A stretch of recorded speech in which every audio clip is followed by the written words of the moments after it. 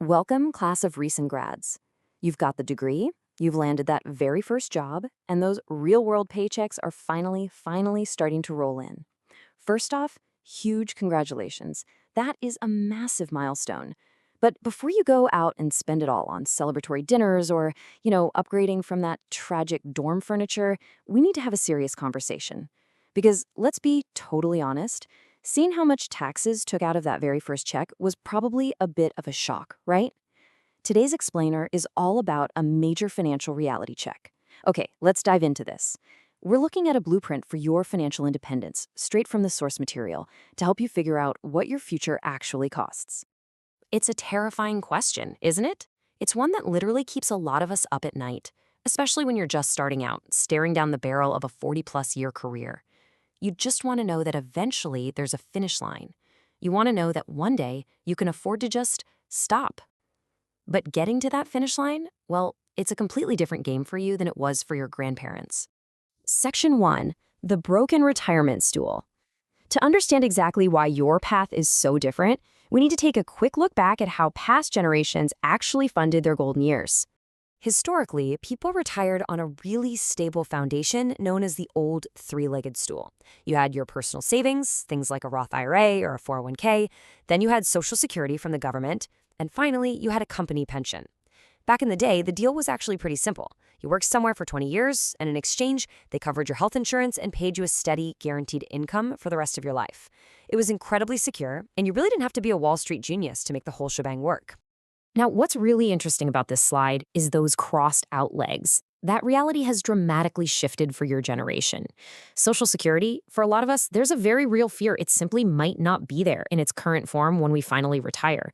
And pensions, those have mostly vanished, along with the era of spending your entire career at one private company. You basically only see them in government jobs now. That means you're balancing your entire future on just one single leg, your personal savings. It's the reason so many retirees end up going back to work, not because they're bored, but because they literally can't afford to stay retired without those other two legs supporting them. Section 2, Finding Your Magic Number. Knowing that you're mostly on your own, it's time to calculate your personal independence goal. We need to figure out exactly how much personal savings is actually needed so you can afford to stop working for good. Let's move to and see how this builds. First up, let's say you figure out you'll need $5,000 a month to live comfortably in retirement. Step 2, we multiply that out, which equals $60,000 a year. Step 3, we look at the timeline. If you retire at 65 and average life expectancy is roughly 80 to 85, you need to fund about 20 solid years of retirement. So we take that $60,000 a year and multiply it those 20 years. Boom, $1.2 million. Just let the shock of that massive number sink in for a second, especially if you're looking at your entry-level paycheck right now and trying to figure out how to just afford groceries this week.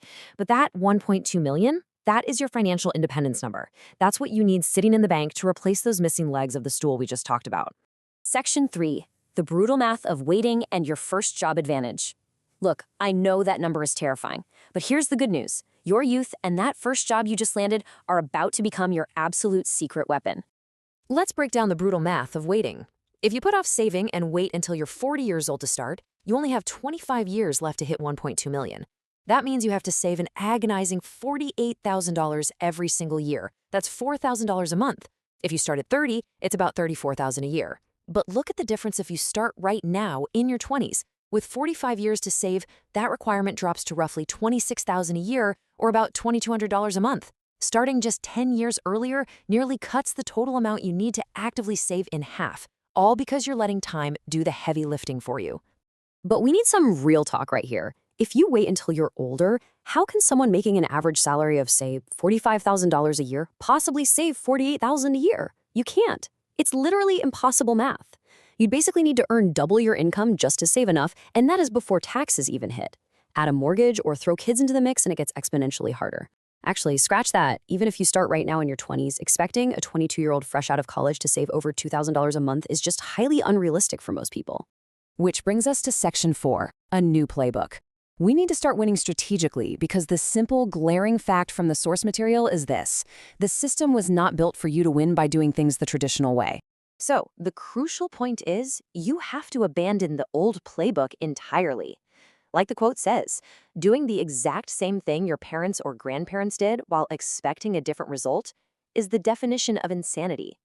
You have to be strategic. Because that traditional three-legged stool is completely broken, you've got to find different ways to get out of debt, save much smarter, leverage compound interest early, and build toward retiring with dignity. You just have to do it differently than the generations before you. And this brilliantly illustrates that you don't have to figure this all out completely on your own. The author of our source material actually offers deeper breakdowns of these strategies, like how compound interest can aggressively lower that monthly savings burden if you start immediately. They offer free resources, including ebooks titled How Money Works and How Money Works for Kids, and they are entirely free just by reaching out to the author and requesting a copy. It's honestly a fantastic place to start building your modernized financial playbook without having to spend a single dime of that hard-earned entry-level salary. Which brings us to the end of our explainer and leaves you with the single most important question to answer today. You know the math now. You know those traditional safety nets just aren't guaranteed anymore. So as you officially step into your career, what is your very first financial move going to be? Day one of your professional life starts right now. Let's make sure you're ready to absolutely conquer your financial future.